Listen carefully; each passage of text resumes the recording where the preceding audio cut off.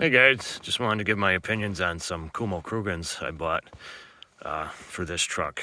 Now, what's unique about these is it's a three-peak mountain snowflake designated tire, but it's in a highway tread configuration, which isn't very common. You usually have to get the all-terrain tires, and I'm not a fan of them anymore. I've done with my bro phase. When I was younger, I put big mud tires on everything, 410s and lockers, and proceeded to beat the living shit out of my trucks till everything broke. Well, I'm over and done with that. I'm older now. So I like my highway tires coupled with driving experience. I can basically get a truck in and out of anywhere you would normally want to with zero problems. And honestly, if I'm stuck, that means I'm hung up on the frame or upside down. So a coot hair more tread isn't going to do me any good. Anyway, I posted this video 2 months ago when these tires had 400 miles on them, and then some things changed, so I deleted it and I wanted to do a new review. So I mean, we just got 8 inches of snow right now. It's not so much here. The wind's out of the north. Pines are kind of sheltering it by the cabin here. So what happened is I picked up this truck with brand new Goodyear SRAs on them. And I know people like to shit on them tires, but for a truck tire is actually very good. Ride quality, fuel mileage, stability, everything you would want in a light truck tire that basically just hauls and tows and commutes. But, you know, most Goodyears are a really hard rubber compound, and when temperatures get colder, they really turn into bricks, and the ride got so rough, and anything wet or snow with that hard rubber, the grip was bad. So I was looking around and seen these. These were $660 new, and I figured I'd give them a shot, and I like them. So right off the bat, this is the OEM size called for this truck. So it's 265/70 R17 with the 113 load rating. Now, that means it's a smaller sidewall, which gives you a little better ride quality. Now, people can go back and forth and say this is not a truck tire, but it's actually a standard load truck tire meant to haul and tow what this truck is designed for. Right there, there's your sticker.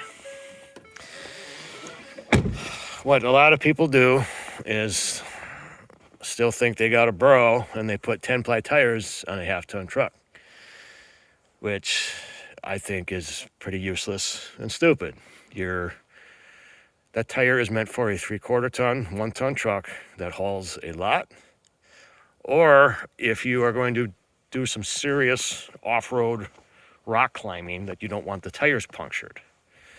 Otherwise, you're just wasting money, you're wasting fuel mileage, you're spending more money on the tire, and your ride quality is bad. So, my initial thoughts on these, this is why I deleted the video, is when I first got them, and this happens to a lot of tires. It takes a little while for the sidewall to stiffen up. So the first 100 miles, 200 miles, 400 miles, 500 miles, if you would do a quick steering input, it would be a little bit of that, you know? And that irked me. It's not what I wanted, and I really thought that the standard load rating was to blame, but after about 1,000 miles, it stiffened up. Here's a bigger thing to admit. So I bought the most expensive truck tires you can buy, the Michelin LTX Defenders, for my last truck because I wanted what I'm asking out of this tire. And after 500 miles, and I towed my boat and four-wheeler up to the cabin at full PSI, they were swaying so bad, I sold them. Had I known this, I probably could have just stuck it out and kept them tires. But these Kuhmo Crugens, it's really hard to see anything on the tire right now. We're getting pelted with snow so much. These have the 3-peak mountain snowflake designation, and as you can see, the tread has major siping. Here's the other thing. This is very soft rubber. That's what I wanted. It's not turning hard in the cold. Now, right off the bat, the grip is noticeably better. It's not going to blow your mind like an actual snow tire, but I didn't want snow tires to be loud and get really bad gas mileage when I'm not riding through the snow all the time.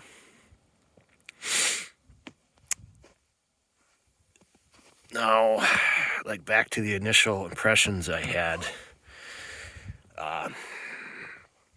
there was another thing. So I think I looked up the weight of these tires, and it didn't really look maybe within a pound heavier of my Goodyears I had on here. But there is a noticeable difference to me, because I am very OCD with this stuff. I felt like I lost a little bit of power, and my fuel mileage actually reflected that. So I was getting 18.1, and fuel mileage dropped down to about 17.3. So not crazy. I could feel that a little bit. However, for me wanting better winter grip and a little better bump absorption ride quality in winter, and being $660, I got that. So no tire is going to be perfect in every situation. So what I plan on doing is probably running these for the winter and then throw my Goodyears back on for the summer. So now I have 2 sets of tires that should last a very long time and basically do exactly what I want. Now, we'll get to the snow grip. So like I said, we didn't get, the pines are kind of blocking snow out of the north here. We literally got 8 inches over here, and still not giving up my younger days. I like to play around in 2-wheel drive to see how far I can get in anything. So I started off here. Now, cameras don't really show. This is a slight uphill. I mean, this is a good 8 inches of snow. And here's me spinning. Now, I could move. It wasn't good. So if this was a life or death situation and you know what you're doing, you could get out of this. Oh, we got a critter over there. Something's watching me. Anyway, this was mainly because of this uphill incline that I couldn't walk up that very slowly. Like you can see, I turn around here and there in 2-wheel drive, and it did it. The biggest improvement on the grip that these tires do is the braking. So that was impressive, and that's probably something that's going to save your ass instead of spinning around in the snow, screwing around. So around here, the plows do not drop the blade all the way. So you get a lot of hard pack snow, ice on the back roads. And jacking the brakes with this, I mean, the stopping distance was at least half compared to a harder tire. So that was impressive. So I don't think there's anything else I really wanted to cover. Would this be a good tire for you? Yes and no. Depends where you live. If you wanted this is the actual size that most work truck tires come on, these F-150s and some of the Chevys. So say you have your 2-wheel drive work truck and you got your questionable employees driving your work truck around in the winter. Wouldn't be a bad tire for that. And especially most work trucks have quite a bit of weight in the back. That would be really good. And then say that situation there, you would have a lot better grip and walk up that.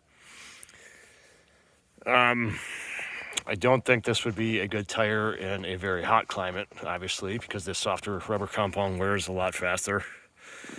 And personally, when people say, they can get 40,000 out of a tire, I usually only get 30 and I replace them. So for 660 bucks, if I get 30,000 miles out of these, and again, just swapping them from November to March, I think that's a pretty good buy. If you got any questions about them, let me know. I apologize, I can't get a good view of the tread. I can kind of show you the depth there. It's pretty standard. It's almost Michelin LTX copy, like a lot of people have copied them tires.